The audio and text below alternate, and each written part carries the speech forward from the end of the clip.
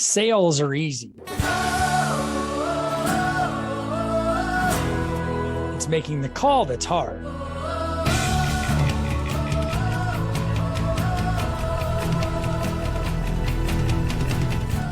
Hi, my name is Dave Gallegos. I've spent the last 25 years in the mortgage industry and a lifetime in sales. In this show, I'll bring that experience, expertise, and the experts I've met to you with actionable advice to improve your sales. It's not magic. You just make the call. Hi, everybody. This is Dave Gallegos. This is Make the Call. And today I have a little bit of a departure. I have a special guest, somebody that I just met. His name is Brian O'Connell, and met Brian just reaching out to loan officers in the market to get to know more folks in the market. I always like to keep my finger on the pulse of what's happening in the market. And it's always good to know good quality people. And I came across Brian's profile and I was like, wow, this guy looks like a pretty solid dude. And so we reached out. We had a phone call a couple of days ago, just really hit it off. And he does a podcast as well. But I just want to welcome you to the podcast. Thanks for joining. Yeah, thanks for having me. It's fun to be on this side of it. Like you just mentioned, passion project, started a podcast myself. Right. You've done how many episodes? Give it a plug. What's the name of it? Military Mountains Mortgage. So the three dominant themes of my life. So we'll talk about that. Yeah. Episodes 26 episodes. Like one every couple of weeks? Yeah, a couple of weeks. I averaged one about every 2 weeks last year. So that's a year now. Yeah, it's super fun. And I just, I always say, like, when I'm talking to people, you can like see thoughts kind of materialize, and it's kind of cartoonish to think of it, but like, you see those wheels turning in their head. Right. And it's just lit me on fire. It's been super fun speaking with people from that side of the desk. So I'm excited to be here today answering your questions and kind of have hopefully a great conversation on your podcast. I think so. Well, I just knew when I was talking to you and I was like, oh, this guy does a podcast. I wonder if he would be interested. And so then I was like, I'm just going to ask because I kind of made the call. So yeah. I just made the call. Yeah. So that's the theme of this is for salespeople. So this is designed to help people. I've been very blessed to be a part of this industry. And, one of the things that I really enjoy doing more than anything else, and that I've done a lot of here, getting new people into the business and watching their careers flourish and have amazing success in their careers. That's what's really fun for me. So that's why I keep doing it. And then I started this because I just wanted to share that the biggest challenge in this business is always the greatest thing about our business is that our time is our own. The worst thing about our business is our time is our own. When you had a job, and I always use King Soopers because I started sacking groceries at King Soopers when I was 16. You had to show up and be ready to sack groceries or check out groceries when the hour that you were on the clock. That's when you were supposed to be there. And you had to stand there and check groceries out for 2 hours. And then someone would come and relieve you and you would take a break for 15 minutes. And then you were due back and you had to check groceries for another 2 hours. And then you could take a lunch. The mortgage world, it's like, I don't know what I'm going to do for an hour. And like, we can burn 2 hours doing nothing in this business. And so Make the Call is designed to help people recognize those things and then become more productive and more effective. But let's talk about you. So let's talk about, your background a little bit. Tell people a little bit about yourself, where you're from. I mean, I know the answers to all of these things now that we've talked, but give people a little bit of background leading up to you entering the military. Yeah. Okay. Well, born and raised in Denver, Colorado area, born at Swedish hospital over in Inglewood. Grew up in my early years, elementary school, lived in Littleton, lived in Lakewood, lived in those kind of suburbs of Denver. And then my parents endeavored to build a house up at Conifer, build my family a beautiful home. And then we moved up to Conifer. So I consider Conifer my hometown. Went to Conifer High School, and my sophomore year of high school was 9/11. Came into school that morning, first tower hit, second tower hit when I was in that first period biology class. So that was a super impactful day, which ultimately kind of led in the next couple of years. And then by my senior year, I started talking to an Army recruiter, and he made a pretty compelling pitch. I signed an Army Reserve contract right out of Conifer there with every intention of just using GI Bill money, go to college, do one enlistment, do 6 years, be done with it, and just kind of check that box as something cool to do. Here we are 20 years later. So, still in the reserves. Wow. Well, talk about that. Talk about your career in the service. So the reserves, they really started getting utilized. So post World War II, we realized obviously we needed to draft and mobilize millions of soldiers. Korea, Vietnam, more draft situation. And then there was this kind of sentiment of like, let's build a civilian fighting force as well, or that coupling of a citizen soldier. And so the reserves has been kind of slowly building and building and building. And then as 9/11 hit, 2001, just that op tempo got pretty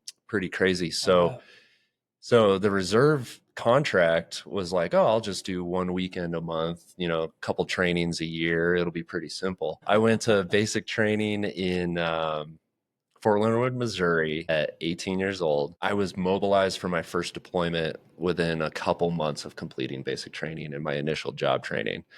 And so then my first deployment to this Iraq. Was like not at all what you thought you signed up for? I mean, obviously, it's a possibility. The speed in which things just started happening surprised me. Without any control. Yeah, right. You're going. Yeah. And so I'm not asking you if you want to think about it. No, and that's the nature of the military, and they just go right after it. You follow your orders. And so at 19, I was in Iraq, and I was one of the lucky few to do a long tour at that time. They really needed to tap people.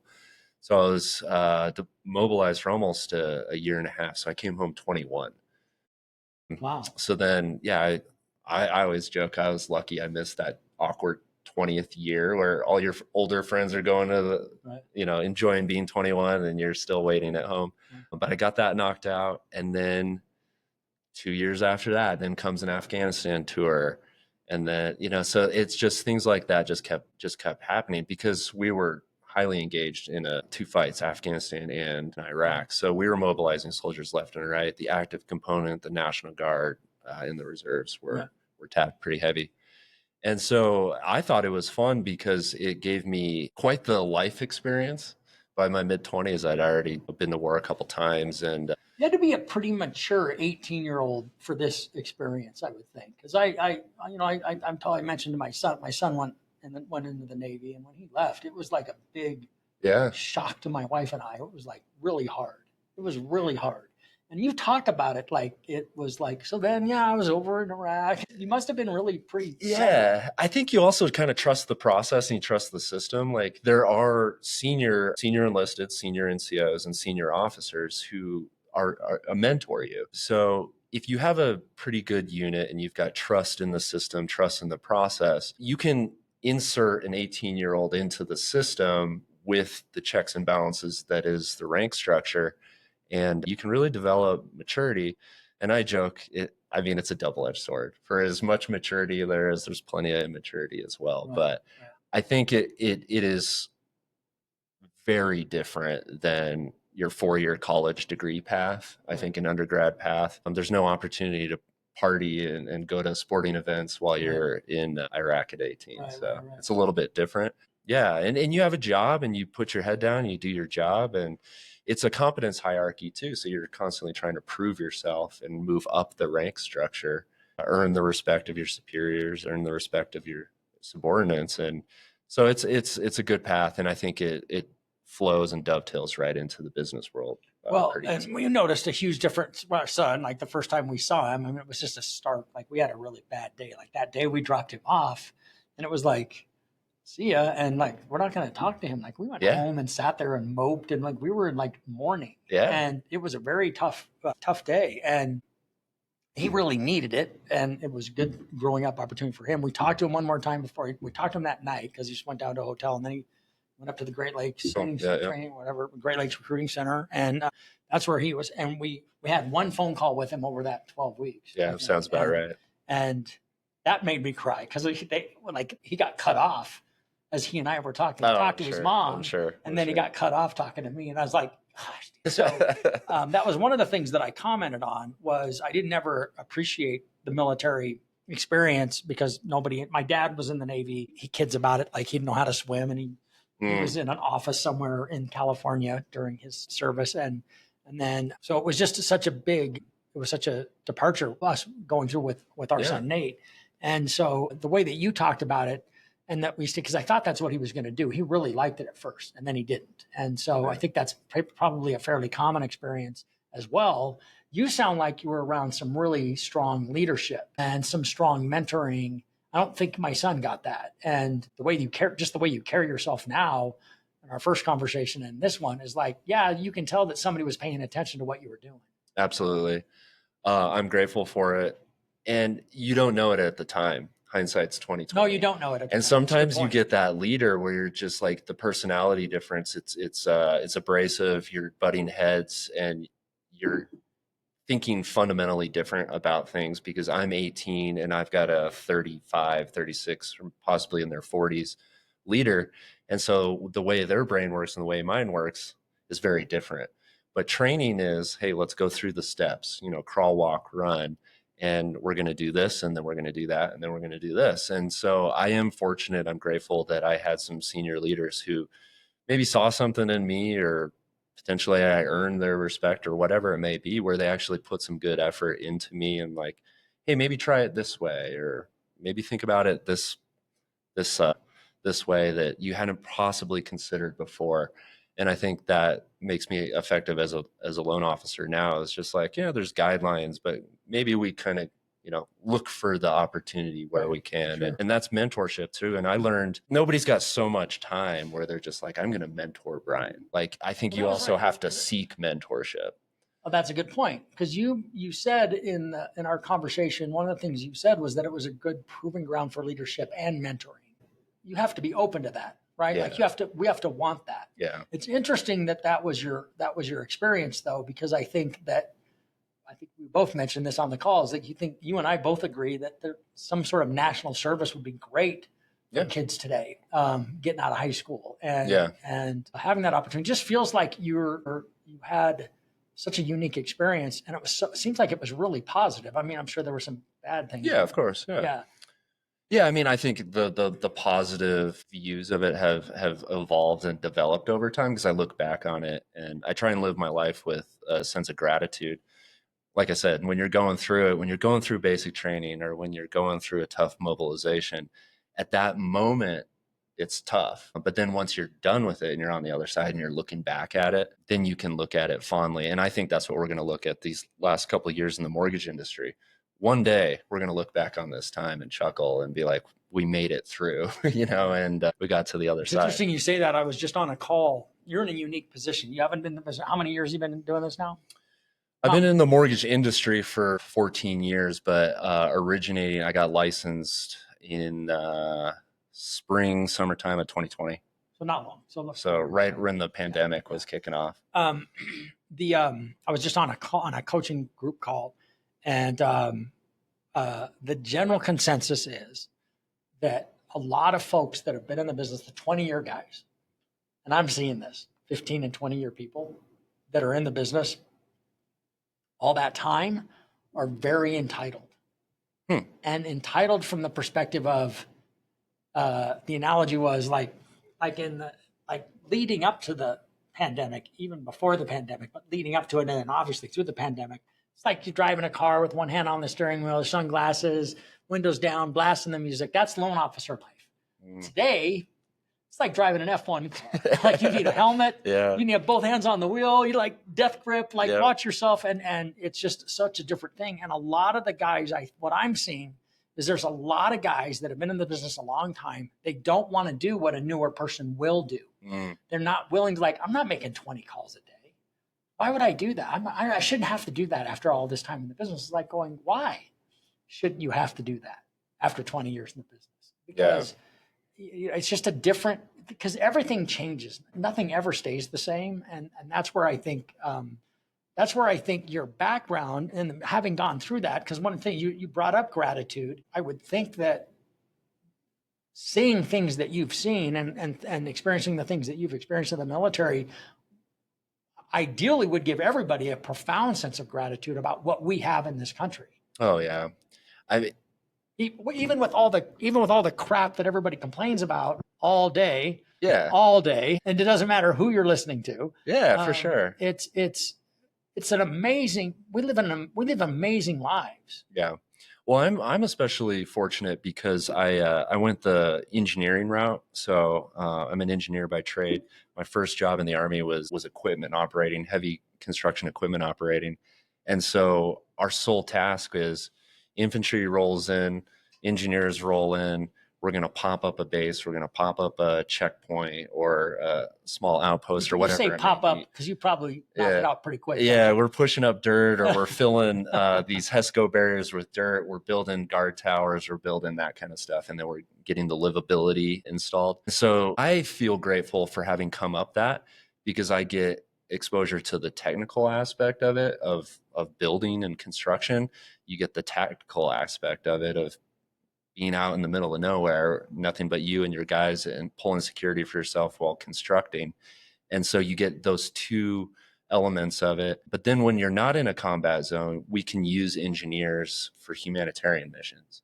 And for instance, I've gone to Belize and Panama. My unit's gone down to El Salvador and done work. And so one of my previous units was in Hawaii. So they did engineer projects all throughout the Pacific. And so I think that's where the military has a ton of goodwill and usefulness in the world, is like, hey, let's go build some schools and clinics down in the interior of Panama or Belize and improve people's lives, which is training also for us. And then it's also a value add for that partner country. So yeah, I think the military is, like I said, it's fun. I look back on it now, having done it for 20 years, where I'm like, I can't imagine having not done it. Yeah, I was going to say, so you talk about it with a lot of humility and a lot of gratitude.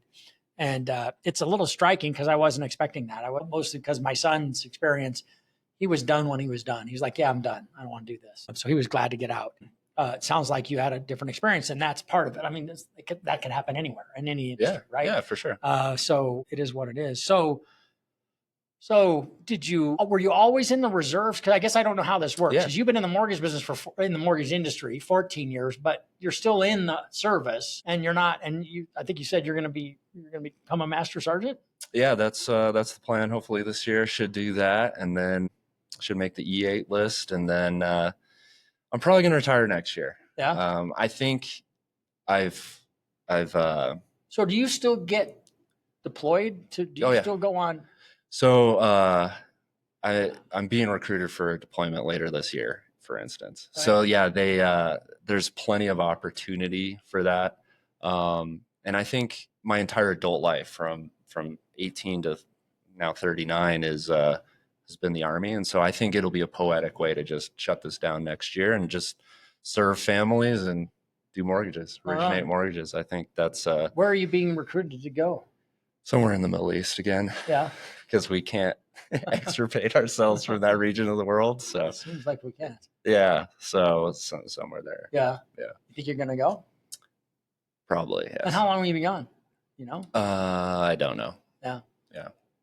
And so let's talk about it, because this is really interesting, because I don't understand how this works. You're married, you have two kids, you got an 11-year-old and a 1-year-old, two girls, and your wife. And so like what happens when you're like, see ya, honey? And you don't know how long you'll be gone? Kind of. Well, typically, so conventionally you would. Conventionally, your unit is ordered and mobilized to go and you do that thing. I had the good fortune of working for a fine senior leader probably about 5 years ago. Hadn't spoken to him in quite some time. And then last year he called me and he's like, I need somebody of your temperament to go. And it's supporting the special operations community. So that's why there's not a lot of information and not much that I can even share. So I was flattered. I was honored. But I think that's this entire conversation distilled down to a simple level is you work your butt off for somebody, you do a good job, hopefully you build that relationship, you build that respect, and then the Army has a tendency of sending you off your separate ways. And then suddenly your phone rings and, hey, what are you doing these days? And can I ask you to come work with me again? Wow. And that's kind of cool. Yeah, it was cool. And so it is kind of an honor.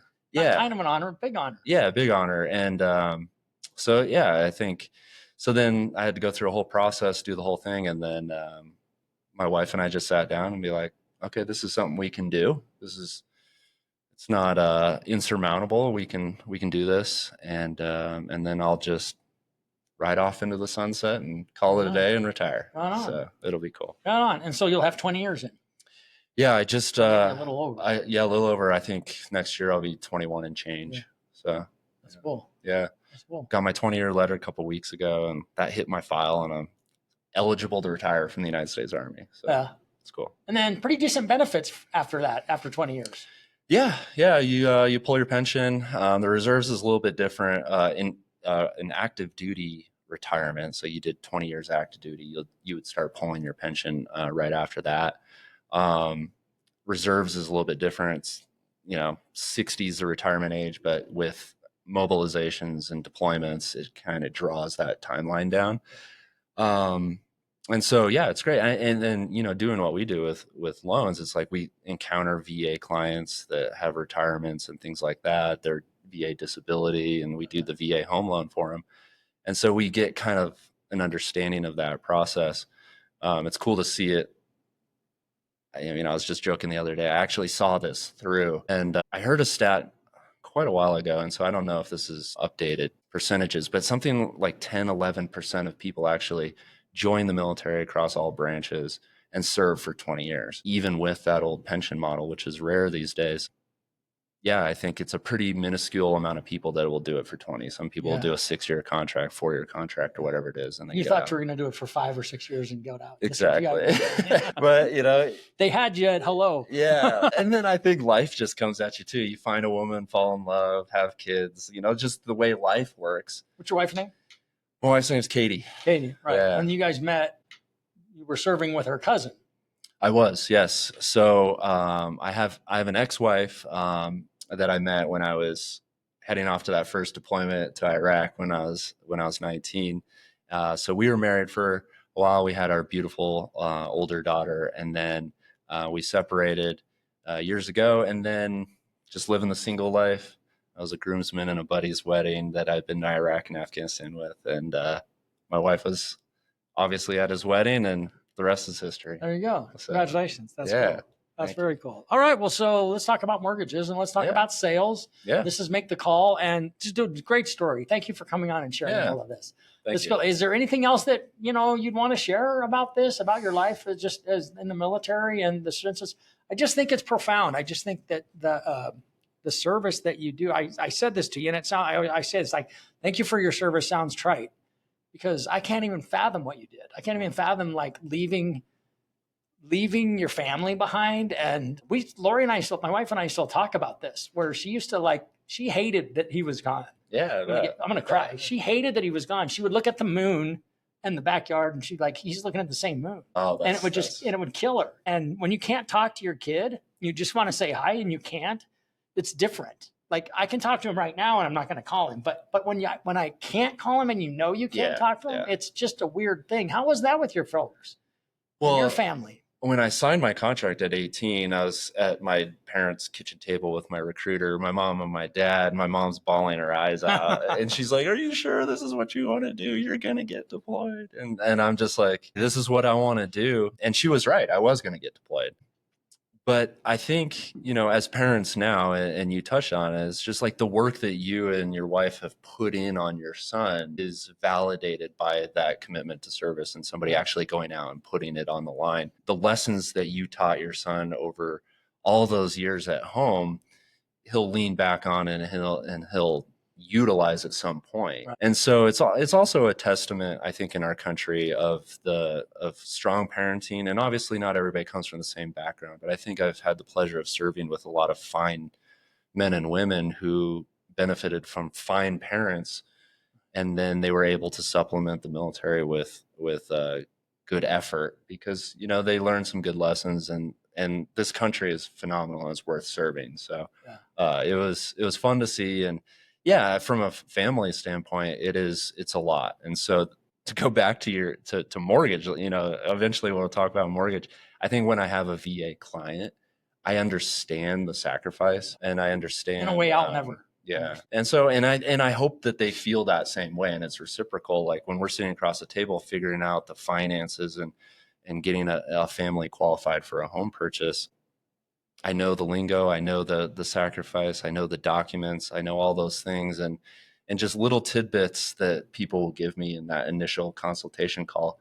I feel like I can really build a relationship right then and there. Well, so, all right. So let's talk about that. So you were in the industry doing different jobs. I think you did some auditing work and then got your license, and where did your career start? Was it a big bank that you started selling, or did you go to an IMB? Yeah, IMB, New American Funding. So there was a program called Valor Bridge here in the Denver area. The whole goal was to take transitioning military, guardsmen and reservists, and introduce them to some pretty senior level, high level concepts, connect them with just the right people. And so it was probably a 9 or 10 month program. And there's, presidents of companies, CEOs of companies, CFOs would lend their time to instruct us. At the end of that program, one of the instructors, he, entrepreneur, he had multiple businesses. He's like, I think you need to talk to my friend Kelly Murphy. So she's been in the industry probably 30 years here in the Denver, Colorado area. She's still across country, but he introduced. I don't know the name. I don't know, but I know the name. Yeah, she's awesome. She was a mentor. She taught me, she got me going. And so she was at New American, brought me on as her LOA as soon as I got licensed. So talk about the selling part of it. Like what do you like? What's hard? How did you get going? Like how did you start getting your own deals? It's just simply make the call. Well, making the call, I think it's a different time. So I've come up, through the COVID times where pre-COVID, yeah, maybe you could pop into a real estate office. There'd be a whole bunch of agents in there that you could try and, bring donuts to or something to. We know that's not really a reality anymore. And so I've only ever known that dynamic of where you simply have to pick up the phone and make the call or send emails, do email outreach, LinkedIn, all the social medias, doing all that. And so I feel fortunate that that's all I've ever known. And so, but to your point earlier about the guys that don't want to put in the work to make the phone ring, that's all I ever known is to just cold call people and try and build a relationship. I get plenty of objections or rejections, and I already have a lender. I'm sure every real estate agent in Colorado is getting 10 lender calls a day, They're not. You don't think? No, not. No. They just tell you they are. Oh, true. No, they get a couple, 3 a month. I've had this conversation with realtors like, you really get 10 a day? It's like, well, no. I'm like, well, how many do you get? It's like, I don't know, 4 or 5 a month, maybe. So not nearly as many as people think. This is heartening. The reason they tell you that is because it works. Well, scarcity, and exclusivity. Like, dude, I get 10 calls a day. And so you're like, well, I'm going to quit doing that then. Right? Because I don't want to be another one of the 10 calls. It still works. It's just that realtors use excuses that work. And if you're resilient, you'll be like, okay, I need an answer for that. Yeah. Like if that's my excuse. But anyway, go ahead. Keep going. It's funny. That's funny that you're like, I get 10 calls a day. It's like, no, they don't. I promise. Yeah. Well, I think military to mortgage is a perfect channel. I think you've got such a solid, I don't know if you appreciate what a solid profile you represent. Yeah. That you can really make a difference. I think so. Well, it's beat into you. It's drilled into you from day one of basic training that you're only as good as the man and woman to your left and to your right. And so it's relationship at the most basic level. And it's hard when the going gets tough. What are you going to do? And that's sales. Not everybody's career is just a linear shot to the moon, right? There's peaks and valleys, winning the deal, losing the deal, and all the emotions that go around that. I feel like I've got a built-in resiliency from the military that makes it kind of sustained me through the times. And it's sales and winning the deal. Is there anything better when you're in a competitive environment? Winning feels good, right? Feels great. Yeah, no, it's a rush. It's a rush. I think most people that are in our business, I hope, feel the profound sense of purpose. I've said I sold some of the dumbest things in the world before I got in the mortgage business. And I actually sold pens, advertising specialties, pens with your marketing on it. Yeah, okay. Keychains and like nobody uses keys anymore, but keychains and bumper stickers and baseball caps. What was your experience like getting going? Because I think at first, especially for newer people, you've lived in Colorado your whole life, except for, when you've been deployed. So you've got I've got a pretty good huge network of people. Yeah, definitely. Yeah, just cold calling agents, doing outreach online through the socials, things like that. It seems like, hey, we've got a decent amount of shared interests, shared experiences. Could you meet me for a lunch, for a coffee? The standard pitch, right? Mm-hmm.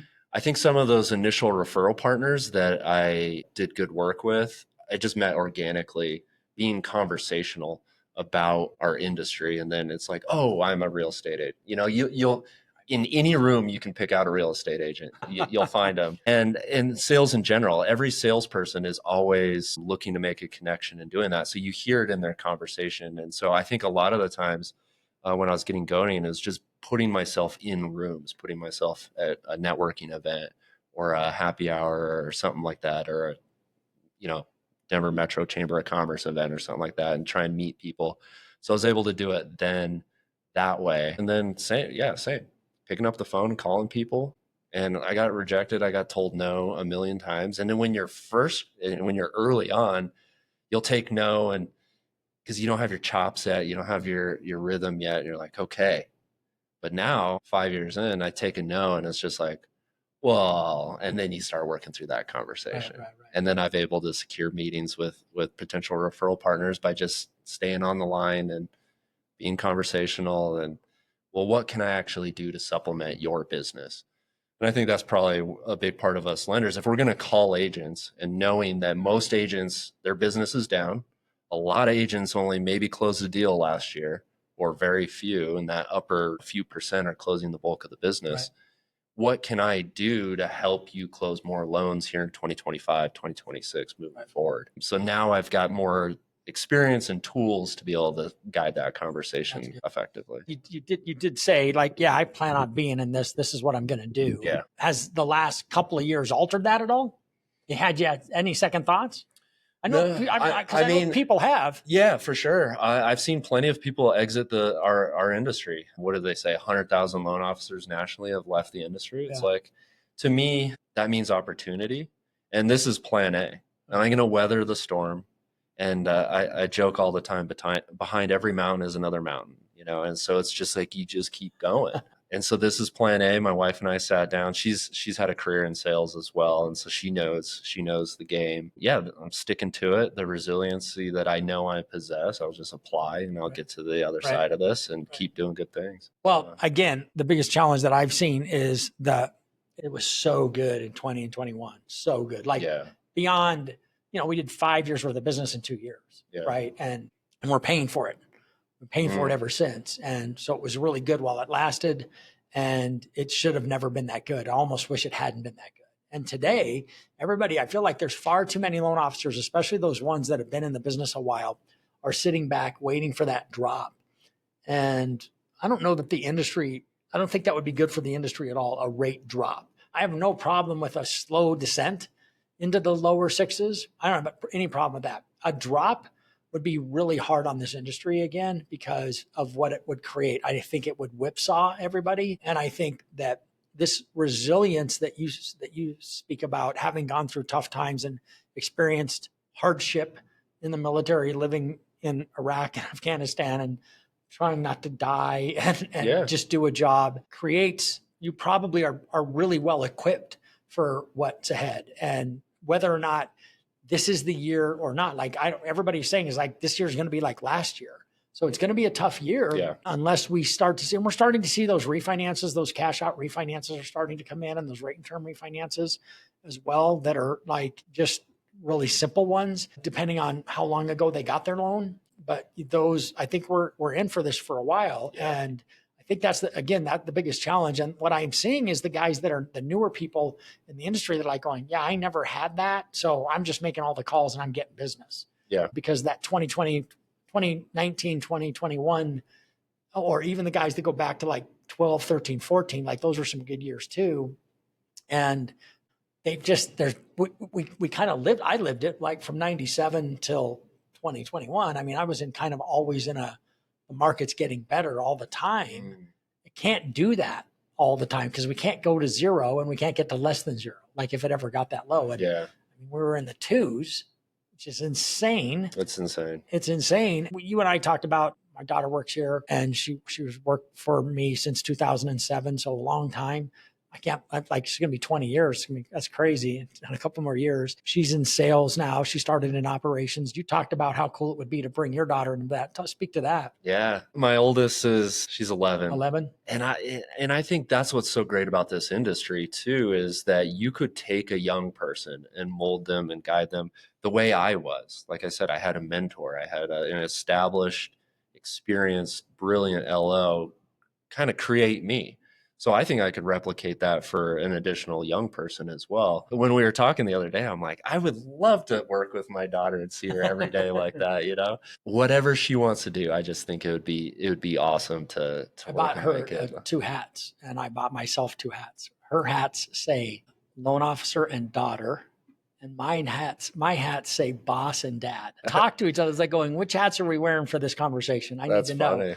Because when you're being a loan officer and I give you an answer, you know what? You can't transition to being my daughter. That's not fair.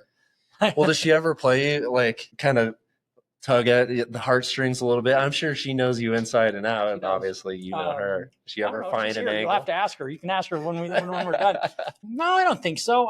No, she's never done that. She's never done that. We had a couple of, she's had bad days, and I've had bad days. I wasn't always the best leader. And when she first started working here, it was that first year, she did something, and I said something really rude, and she started crying.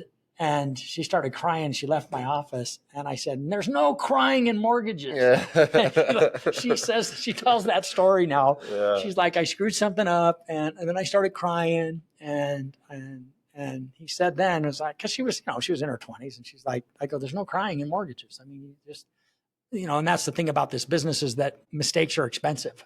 Yes. Really expensive. And there's a lot riding on a loan. The biggest thing that's riding on the loan is the loan officer's reputation. Is it right behind the customer needs to get the house? Like we told the customer they're getting a home, and we can't be wrong about that. But then the loan officer's reputation, when they are wrong, is such a critical part of this. So yeah, there's a lot riding on these transactions. And that's when the risk, not the risk, but the bad things that can happen because you make a mistake it just goes on and on. The realtor hates your guts. The listing agent doesn't ever want to get an offer letter from you again. The borrower won't talk to you. Today, I operate a business here where we close on time. We get close on a deadline now. It's like the end of the world. So today, when something goes a little sideways, it really is nice to have people who can keep a cooler head and get through the problems, because there's a million things that are going on in a transaction. There's how many people are touching it and how many people are involved in the. Well, we know that. But I think what's important for a loan officer is to remember that we ourselves are also consumers and borrowers potentially. So it's like, would we expect our transaction to be off the rails? No. And I think when I was younger, before I ever even got into mortgage, I had bought and sold a handful of houses. And so I knew the process, but it always went great because the loan officers that I'd worked with just got it done and had a fantastic transaction. So I never understood that it could go sideways. See, that was the opposite of my experience. Yeah, we go under contract, we close. I bought 3 houses before I got in the mortgage business, and all 3 times it was a disaster. Really? Wow. All 3 Interesting. times. Well, maybe that's the VA.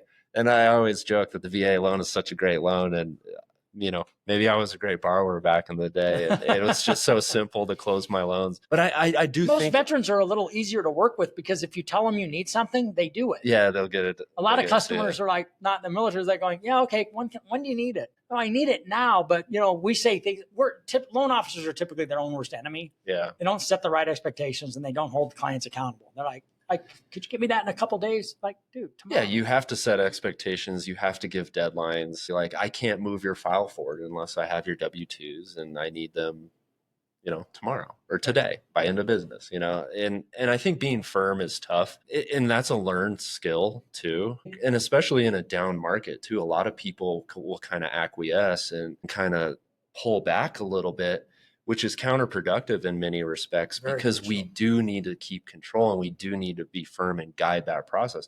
That's why we're getting paid. That's why our clients are coming to us to steer this in the direction that they expect. And if we don't set firm expectations for people, we're doing both parties a disservice. Yeah, so all parties. Yeah. your closer that's under the gun to get that wire out. And the real estate agents, I always say the real estate agents are like, there's for a lot of real estate agents that haven't closed a deal in a couple, 3 months. This is rent.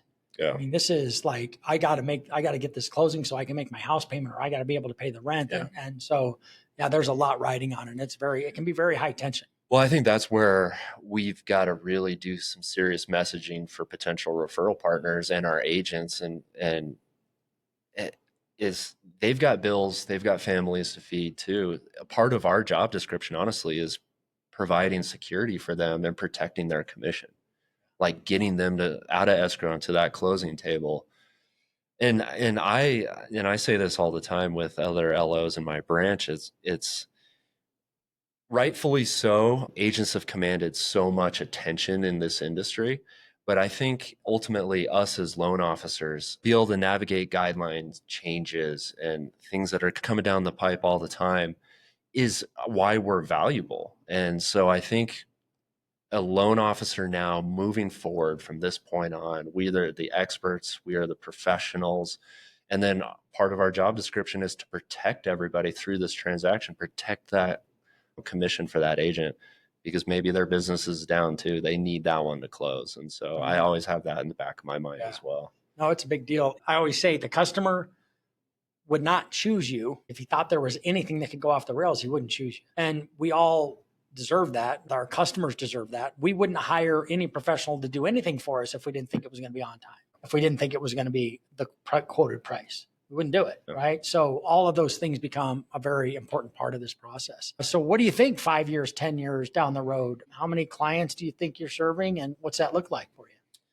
Like I said earlier, plan A. This is my profession. This is where I'm putting all my energy. 5 years, 10 years, I expect to be a large producer in the Colorado market. This is my home. I'm not going anywhere. I want to lend on as many homes within this beautiful state as I possibly can.